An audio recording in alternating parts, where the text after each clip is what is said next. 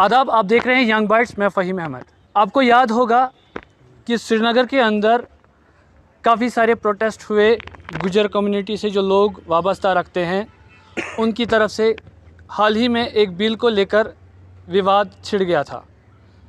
इस वक्त हम मौजूद हैं श्रीनगर की प्रेस कॉलोनी के अंदर और मेरे पीछे ये लोग जो है ये गुजर कम्युनिटी से वाबस्ता लोग हैं।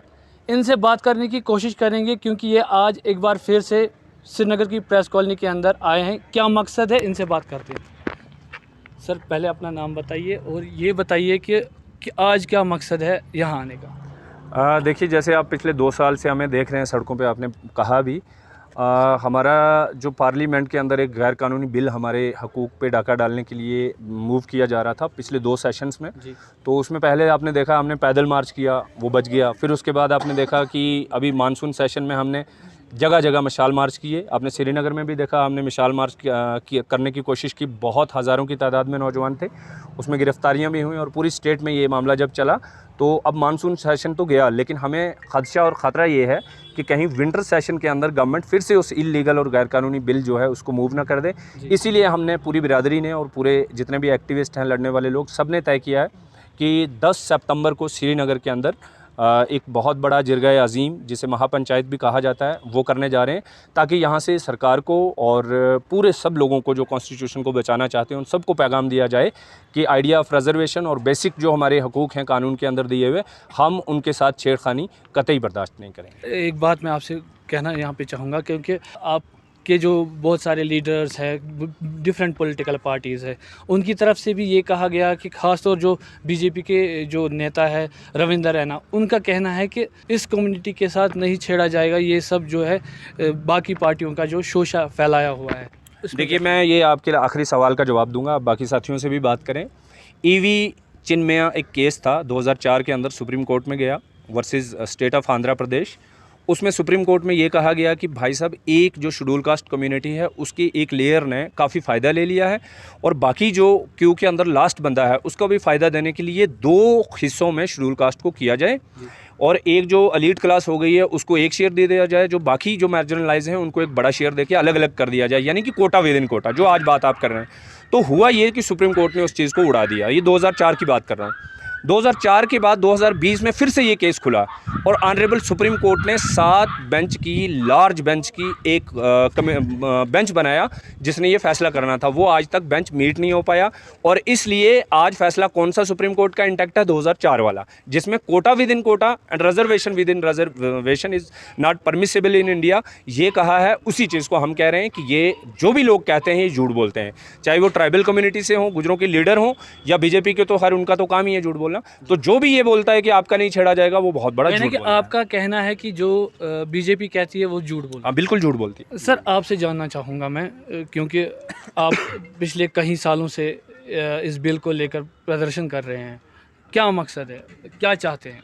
मकसद वाज़ह है, आपके सामने भी वाज़ह है और पूरी जम्मू कश्मीर के लोगों के सामने और सरकार के सामने, एजेंसियों के सामने, कि जो हमारा शेड्यूल ट्राइब यहाँ के गुज्जर, बकरवाल, गद्दी, सीपी और शीना जो गरीब लोग हैं उनको मिला हुआ है, अब उनमें एलीट क्लास को शामिल करना जा रहे हैं। शर्मा, वर्मा, गुप्ता और बड़े जो हाई क्लास हैं जम्मू कश्मीर में जिन्होंने रूल किया है।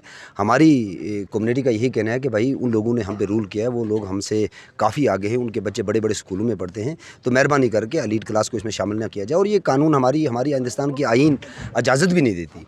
तो फिर हमारे कुछ लीडर, जैसे आपने बोला, लीडर नहीं मैं उन्हें कहूँगा, मैं उनको ये बोलूँगा कि वो वोट बटोरने वाले लोग हैं, चाहे वो गुजर बरादरी में हो या बाकी हों, तो वो कह रहे हैं जी इनके गुजरों के 10% के साथ बिल्कुल नहीं छेड़ा जाएगा। हमारे तालब साहब ने आपको समझा दिया कि कोटा विद इन कोटा हो ही नहीं सकता है, तो ये हमें बेवकूफ़ बनाने की कोशिश ना करें। और हम सरकार से ये गुजारिश करते हैं कि हम आईन और कानून के अंदर अपनी लड़ाई तब तक जारी रखेंगे जब तक ना हम अपने कौम का, अपने नौजवानों का, अपने आने वाले नस्लों का तहफ़्फ़ुज़ कर लें और हम अपने शेड्यूल ट्राइब में किसी भी एलीट क्लास को जो इसमें फाल ही नहीं करता है, जिनका क्राइटेरिया बनता ही नहीं है, जिनका कोई रहना सहना ऐसा है ही नहीं है, और खाम में भाई आपने एक कम्युनिटी को बना दिया। पहले तो आपने पीएसबी दी थी ज़बान पर, हम मानते थे ठीक है भाई वो ठीक है। आज आपने एथनिक सिटी ग्रुप बना दिया। वहाँ तो पहाड़ पे कश्मीरी भी रहते हैं। आप डोडा किश्तवाड़ और भद्रवाह में चले जाइए, फिर तो वो सारा पहाड़ है जनाब, उनको क्यों नहीं आप वो लोग तो यहाँ के हिंदुस्तान के रहने वाले ना। फिर तो आप पूरी कश्मीर में जहाँ जहाँ पहाड़ पे लोग रहते हैं उनको दे दीजिए। ये गलत बात है और गलत बात हम हरगिज़ नहीं मानेंगे। और हमें हमारा कानून, हमारी आइन हमें इजाज़त देती है, अगर सरकार आवाम के लिए, हमारे लोगों के लिए कोई गलत फैसला करे तो हम उसका विरोध करें और आइन के अंदर हम विरोध करेंगे और इंशाल्लाह अपनी बात को मनवा के भी छोड़ेंगे। ऐसी बात नहीं है इंशाल्लाह। खास मकसद आज आने का? हमारा खास मकसद आने का यह है कि 10 तारीख को कश्मीर की तारीख में पहली बार गुजरों की महापंचायत हो रही है कश्मीर की तारीख में, जिसमें हज़ारों की तादाद में गुज्जर बकरवाल नौजवान और गुज्जर बकरवाल लीडर और हमारे पंच, सरपंच, बीडीसी और डीडीसी शिरकत करेंगे। मैं तमाम बरादरी के दूर दराज इलाकों में रहने वाले नौजवानों से कहना चाहता हूँ, जहाँ तक मेरी आवाज़ पहुँचे, चाहे वो यूनिवर्सिटी के नौजवान हैं, कॉलेजों के नौजवान हैं, वो हाई सेकेंडरी के नौजवान हैं, जहाँ भी हैं, चाहे वो घरों में हमारे घास काटने वाले 90% लोग हैं, वो भी उस दिन मैं लोगों से गुजारिश करूँगा कि वो अपना काम काज छोड़ के और घास कटाई छोड़ के श्रीनगर में तशरीफ़ लाए, ताकि हम दिखा सकें कि जम्मू कश्मीर में तीसरी बड़ी आबादी गुजरों की है और ख़ास और कश्मीर से इसकी आवाज़ आनी चाहिए कन्याकुमारी तक, कि कश्मीर से कन्याकुमारी तक हम एक हैं, लेकिन हम अपने हक़ के लिए भी लड़ाई ज़रूर लड़ना जानते हैं। थैंक यू, शुक्रिया। तो आपने देखा कि किस तरह से ये जो है प्रदर्शन अभी भी जारी है। इनका यही कहना है कि आखिरी दम तक हम इस बिल को लेकर जो है लड़ते रहेंगे। बाकी अपडेट्स के लिए आप बने रहिए यंग बाइट्स के साथ। फ़हीम अहमद, श्रीनगर।